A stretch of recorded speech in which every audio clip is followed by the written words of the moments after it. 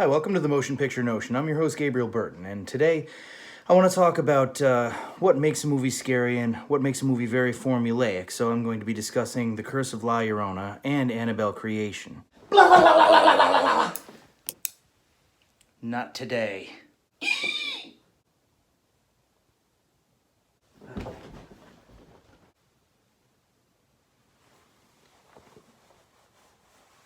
Where was I? So, one of my first videos for this season of the Motion Picture Notion was for The Nun, which I didn't particularly care for. I thought it started out very solid, and then it completely deteriorated into like just set up for jump scare after jump scare after jump scare. And then La Llorona came out. And I didn't even realize at first that this was a part of the Conjuring universe. And really, technically, it doesn't seem to actually tie in anyhow. I mean, maybe they'll do something with it later. Hopefully they'll just forget about it, because La Llorona was terrible. I have said numerous times that the greatest sin that a movie can commit is to be boring. Last video, I talked about Halloween Resurrection. That's a terrible movie, but it's also a great movie because it's entertaining. It's so laughably bad that I could watch it and be entertained by it. La Llorona was boring. Really, really, really boring. In fact, I don't even really remember it that much. I fell asleep at a certain point. I actually had to watch it in 2 sittings. I didn't give a damn about any of the characters. It was terrible. It was totally forgettable. I've already forgotten it, and I watched the damn thing like probably 2 months ago. But and when I say just, I'm talking like in the last half hour, watched Annabelle Comes Home. I quote Chris Stuckman on this channel a lot because he and Jeremy Johns, I really love the hell out of watching their videos, and they really inspired me to do this channel. He gave this movie a pretty craptastic review. He said that, essentially, that it was exactly like The Nun. That it started out pretty solid, it started out like it could turn into something interesting, and then it just deteriorated into setup for jump scare after jump scare after jump scare. So when I heard this, I was kind of like, oh man, what a bummer. The Conjuring and The Conjuring 2 and even Annabelle Creation, it's like they were so good.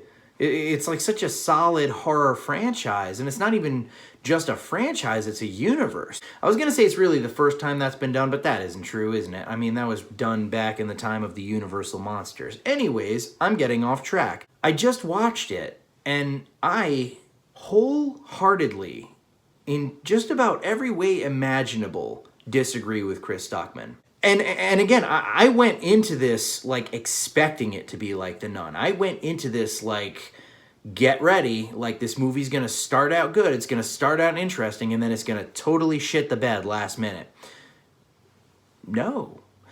I'm not saying that it didn't have flaws. Some of the jump scares, for example, didn't work, or didn't work as well as perhaps the director intended. But Chris Stuckman said that the second half of this movie deteriorated into just setup after setup after setup of jump scares. Really, the movie is an hour and 46 minutes long. It was about the last half hour that shit really started to hit the fan. And at that point, it wasn't just setup after setup for jump scares, it was just shit hitting the fan. The movie takes place in the Warrens' house, so there isn't just Annabelle. There's a lot of shit going on. And on that note, I am going to enter into spoiler territory. You don't have to worry about that yet. I'll warn you. But, like, it wasn't just Annabelle, you know? It was almost kind of like the climax of Poltergeist, where it's like everything's just going crazy. This is happening out here, this character's stuck with this over here, and just everything all at once is kind of materializing and tormenting these main characters. And the thing is, that half hour, that last half hour of this movie was very well earned. I actually really liked the characters in this movie. The Warrens' daughter, the actress that played her, she was amazing. And the babysitter was amazing. The babysitter's crush, soon to be boyfriend, was a really likable character. And even her best friend, who isn't supposed to be babysitting, initially you kind of get that vibe from her, like, okay, this is the mischievous friend that's just kind of an asshole and is going to go in there and stir up trouble, and she's going to cause problems for everybody else. But no, it's like, once you learn a little bit more about her character, you actually really care about where she's coming from, and you feel kind of bad for her. These characters were very well established, and by the time everything shit the bed at the end of the movie, like, I was engaged. I wanted to know what was going to happen. And the thing is that earlier on in this movie, there were some very James Wan-esque, like, setups. Like, something would set up for a jump scare, and like, as a person who's seen a million different horror movies, it's like, I know with every fiber of my being there's going to be something behind there, and then it didn't happen. Wow. Okay. All right. There really weren't that many jump scares up until the end of the movie, the last half hour, when everything goes to hell. Now we're going to enter into spoiler territory, because there is one thing about the movie that it didn't like ruin the movie for me or anything. It was just sort of like, I was hoping for something else, and it kind of, it felt kind of abrupt. So, spoiler alert, you've been warned. 3, 2, 1. I'm over here kind of hoping that, because you got like all these monsters that have come out, all right? You got this weird-ass haunted samurai suit. You got this haunted wedding dress. You got this thing called the ferryman. You've got a freaking ghost of a werewolf. Not even a werewolf, a ghost of a werewolf.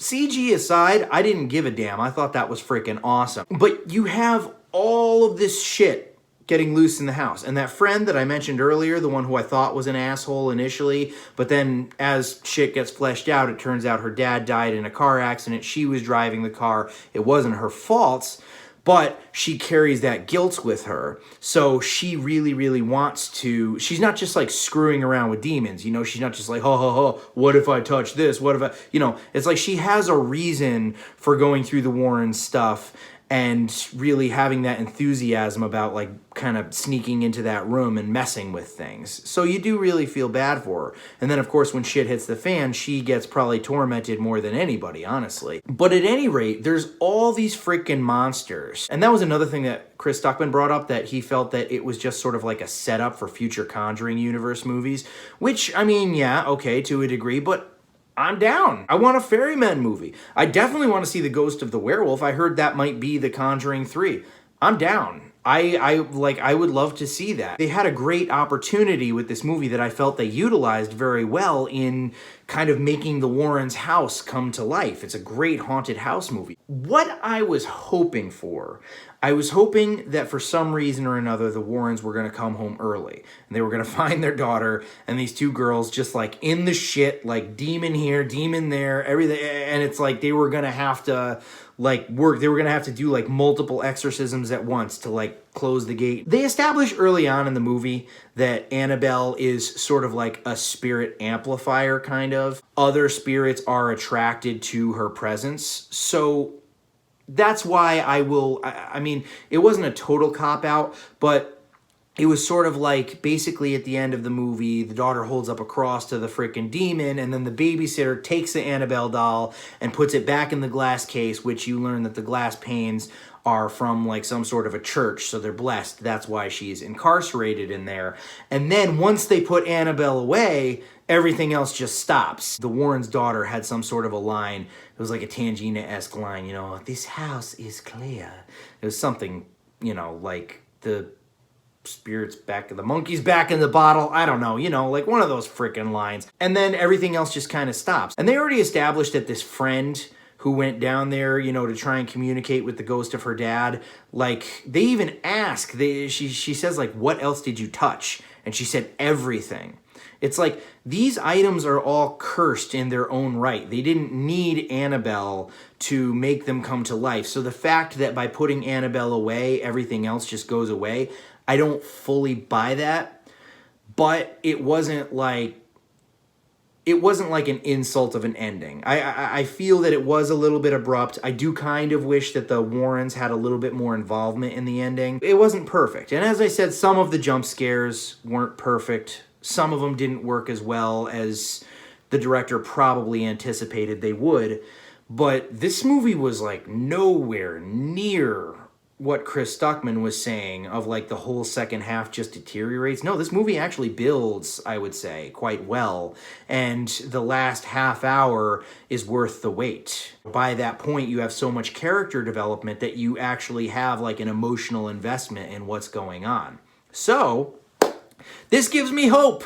I'm happy that I disagree with Chris Stuckman because this means that there's hope for the future of the Conjuring universe. And I do look forward to The Conjuring 3, and I look forward to a Ferryman movie and the freaking crazy Japanese samurai movie and the freaking wedding dress movie. And I look forward to all of that. Keep them coming. Don't give up. Like, don't just, you know, don't just crank them out for cash. Let's get some substance behind this, but this gives me hope that this is a sustainable universe. Maybe we can go another 5 years, hell, maybe another decade of Conjuring universe. How cool would that be? Maybe like this time, 10 years from now, I'll be reviewing like The Conjuring 7 or something like that. That'd be badass. I doubt it, but still, that'd be pretty badass. Anyways, La Llorona, absolute garbage. Excuse me. Annabelle Comes Home. Awesome freaking movie. I would definitely recommend you see it. I liked it better than the first Annabelle. Probably didn't like it as much as Annabelle Creation. Definitely didn't like it as much as the other two Conjuring movies. But leaps and bounds, better than The Nun and La Llorona. Pretty good as its own standalone horror film. All right, guys. That's all she wrote.